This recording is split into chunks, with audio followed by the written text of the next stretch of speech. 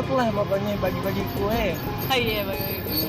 Kayak DPR ya, bagi-bagi kue. Era begitu mainnya, ya dia tahu, ngerti.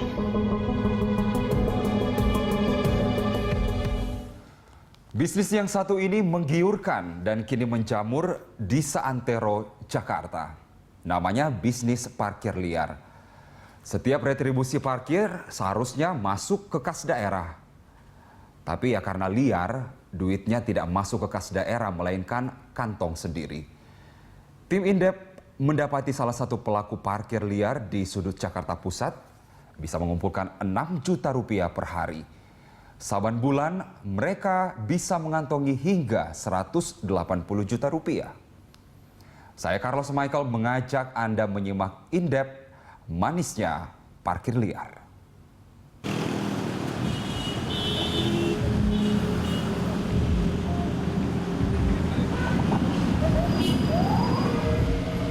Jakarta makin sumpek. Saban hari, jutaan kendaraan bermotor lalu lalang di megapolitan ini. Tengok saja, data Direktorat Lalu Lintas Polda Metro Jaya tahun 2014 ditaksir ada 17,5 juta kendaraan menjejali sudut-sudut ibu kota. Mayoritas adalah sepeda motor dan mobil pribadi.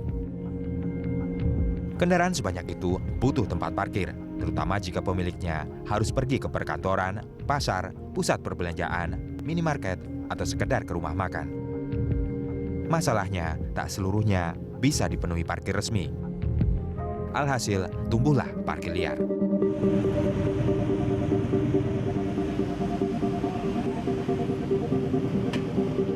Tengoklah parkir liar di sebuah titik di kawasan Jakarta Pusat ini.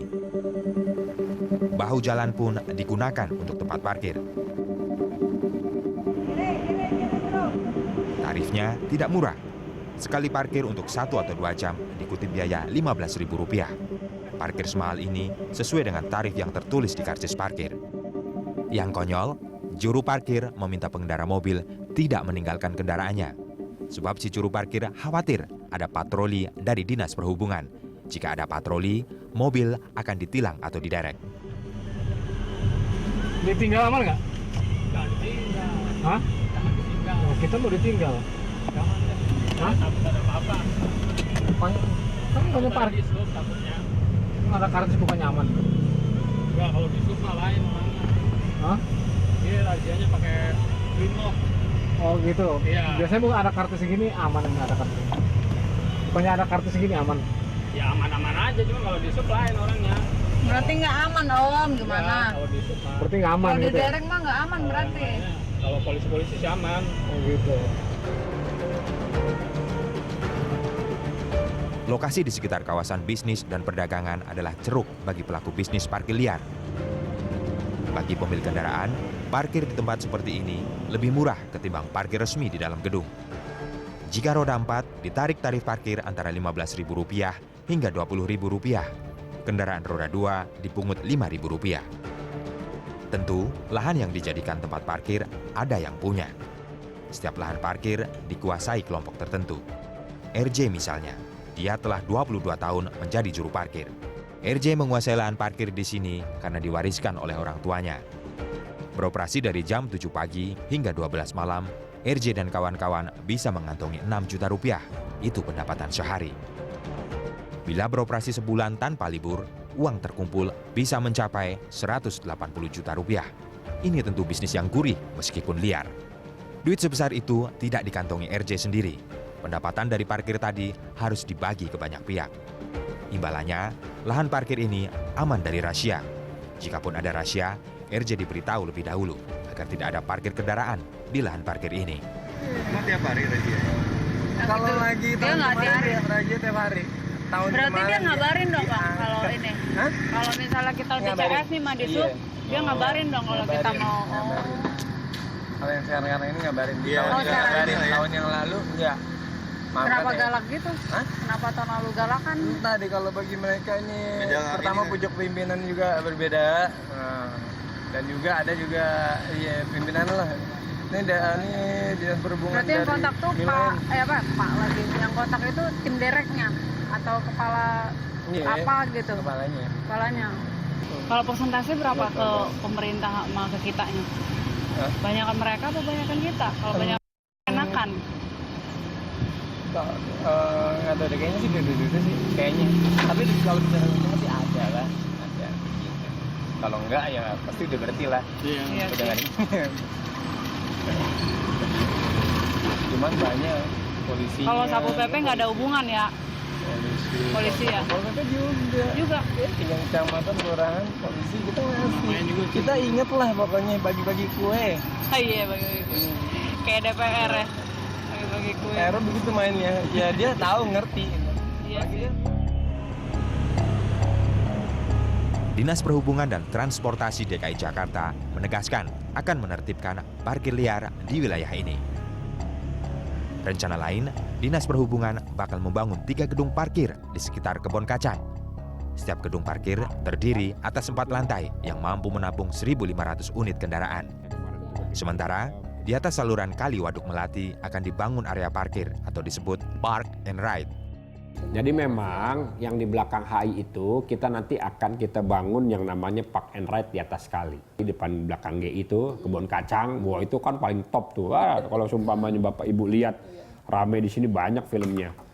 Oh, banyak filmnya rame tuh kita situ kan. Iya, chaos berapa kali kita lakukan penertiban kan. Ya akhirnya nanti kita buatkan Park and Ride. Bisnis parkir liar menjamur di ibu kota. Sekarang kita menjumpai parkir liar di berbagai sudut kota. Modusnya relatif sama. Kelompok tertentu menguasai bahu jalan atau lahan kosong dan disulap menjadi tempat parkir.